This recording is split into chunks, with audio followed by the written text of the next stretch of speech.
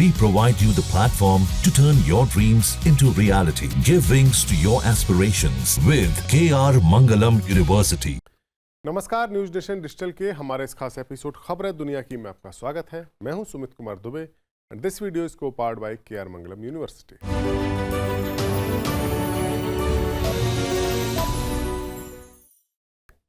Iran के 3 परमाणु centres पर अमेरिका के हवाई हमले के बाद अब एक सप्ताह से भी ज्यादा वक्त से चल रहे इजराइल ईरान युद्ध का सीन बदल गया है।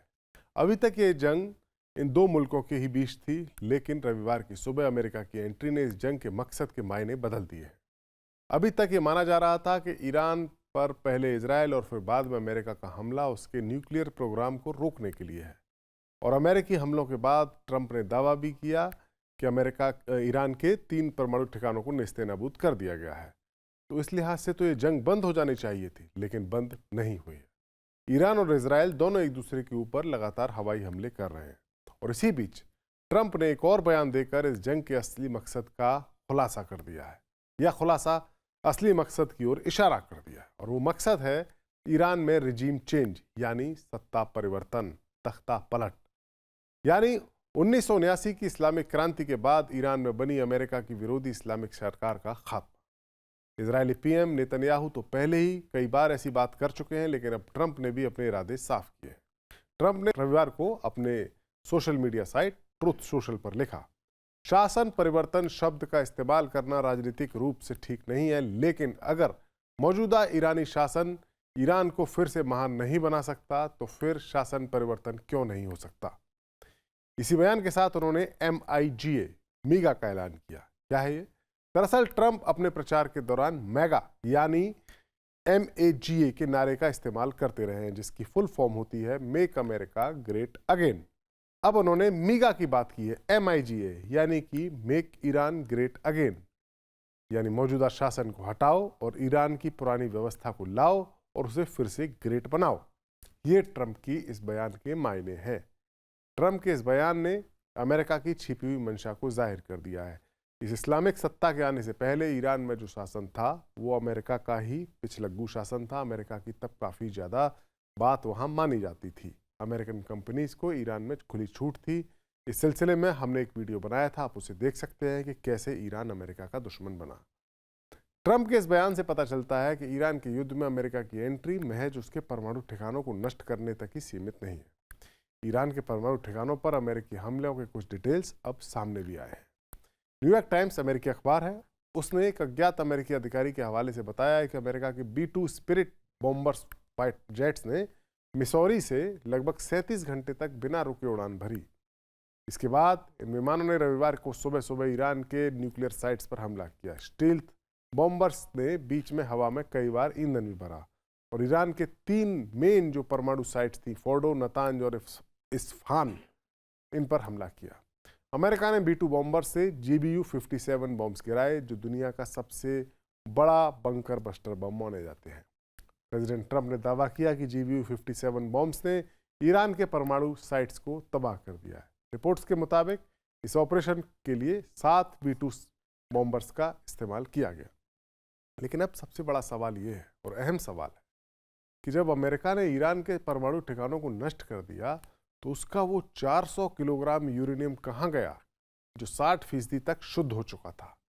परमाणु बम बनाने के लिए 90% तक यूरेनियम को शुद्ध करने की दरकार होती है और इस तरह की कई रिपोर्ट्स थी कि ईरान 60% से ज़्यादा 400 किलोग्राम यूरेनियम को इनरिच कर चुका है। और ईरान पर इजराइल के हमले के पीछे भी या उसके पहले यही कहा गया था कि बस ईरान कुछ ही सप्ताह दूर है परमाणु बम बनाने से। तो फिर परमाणु बम बनाने का वो पूरा जखीरा कहाँ चला गया? क्या अमेरिकी स्ट्राइक में नष्ट हो गया? और अगर नष्ट हो गया तो अभी तक इन साइट्स पर न्यूक्लियर कंटेमिनेशन की रिपोर्ट क्यों नहीं आई है? क्या ईरान का दावा सही है कि उसने अमेरिका के हमले से पहले ही अपना पूरा यूरेनियम फोर्डो की साइट से हटा लिया था? और अगर ऐसा है तो इसका मतलब यह है कि ईरान के पास अभी भी परमाणु बम बनाने का मसाला मौजूद है। मीडिया रिपोर्ट्स के मुताबिक अमेरिकी अधिकारी अभी तक श्योर नहीं है कि ईरान का यूरेनियम कहाँ चला गया। हालांकि इजराइल के पीएम बेंजामिन नेतन्याहू का कहना है कि उनके पास खुफिया जानकारी है कि ये 400 किलोग्राम यूरेनियम कहाँ छुपा है। जिस तरह से इजराइल ने खुफिया जानकारियों के आधार पर ईरान में अपने ऑपरेशंस किए हैं, टारगेट किलिंग्स की हैं, उनको अंजाम दिया है, उससे ये तो अंदाजा लगाया जा सकता है कि ईरान में इजराइल की खुफिया एजेंसी मोसाद की पैठ कितनी मजबूत है। लेकिन फिर भी इतनी बड़ी मात्रा में ईरान के पास 60% से ज़्यादा शुद्ध यूरेनियम का होना अपने आप में बड़ी बात है, वो भी तब जबकि इजराइल और अमेरिका दोनों उस पर हमला कर चुके हैं। बहरहाल अमेरिका की बमबारी के बाद ईरान ने जिस खैबर मिसाइल से इजराइल पर बड़ा हमला किया था, अब इजराइल ने भी पलटवार करते हुए खुर्रम शहर 4 मिसाइल डिपो पर अटैक किया है। जंग में अमेरिका के कूदने के बाद हालात विस्फोटक हो चुके हैं। अमेरिका द्वारा ईरान की 3 साइट्स पर हमला करने के बाद अब ईरान भी जवाबी कार्रवाई पर उतर रहा है। ईरान ने अमेरिकी हमले का जवाब पूरी दुनिया को दिया है। ईरान अब अपने सबसे इंपॉर्टेंट तेल मार्ग होर्मुज जलडमरू मध्य, जिसे स्ट्रेट ऑफ होर्मुज कहा जाता है, उसको बंद करने का फैसला ले चुका है। ईरान के पार्लियामेंट ने इस फैसले को मंजूरी दी है। ईरान के सरकारी मीडिया ने रविवार को ये जानकारी दी। ईरानी संसद ने नेशनल सिक्योरिटी काउंसिल के मेंबर्स जो हैं मेजर जनरल कोवसारी, उन्होंने कहा कि ईरान की टॉप सिक्योरिटी प्राधिकरण सुप्रीम नेशनल सिक्योरिटी काउंसिल को इस निर्णय पर फाइनल मोहर लगाने के लिए कहा गया है। स्ट्रेट ऑफ होर्मुज ईरान और ओमान के बीच का एक बहुत पतला सा सकरा सा एक जलमार्ग है जो फारस की खाड़ी को ओमान की खाड़ी और अरब सागर से जोड़ता है। अमेरिकी ऊर्जा सूचना प्रशासन ने इसे दुनिया का सबसे महत्वपूर्ण तेल ट्रांजिट चोक पॉइंट माना है, जिसमें वैश्विक लिक्विड पेट्रोलियम ईंधन की खपत और ग्लोबल लिक्विफाइड प्राकृतिक गैस यानी LNG व्यापार का लगभग 1% हिस्सा इसी जलडमरू मध्य से होकर गुजरता है। इसी रास्ते से हर महीने 3000 से भी ज़्यादा तेल और गैस के जहाज गुजरते हैं।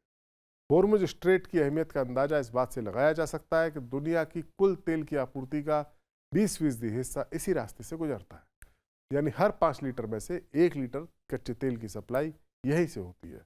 और ईरान की संसद ने इसे बंद करने का फैसला ले लिया, लेकिन अभी तक इसे बंद नहीं किया गया। यानी अब ये युद्ध जिस दिशा में जाता दिख रहा है, उससे उस हिसाब से ये कहा जा सकता है कि अब बस ईरान के परमाणु ठिकानों को निशाना बनाने तक ही बात नहीं रुकेगी। ईरान अभी हारा नहीं है, पिक्चर अभी बाकी है। हमारा ये वीडियो आपको कैसा लगा कमेंट सेक्शन में जाइए और अपनी राय हमें ज़रूर दीजिए। नमस्कार।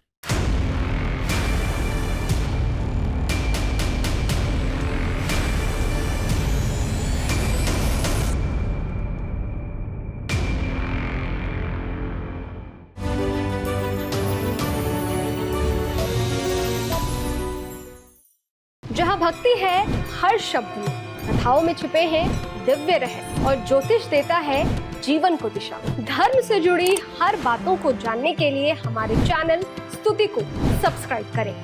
चैनल पर जाने के लिए इस लिंक पर क्लिक करें।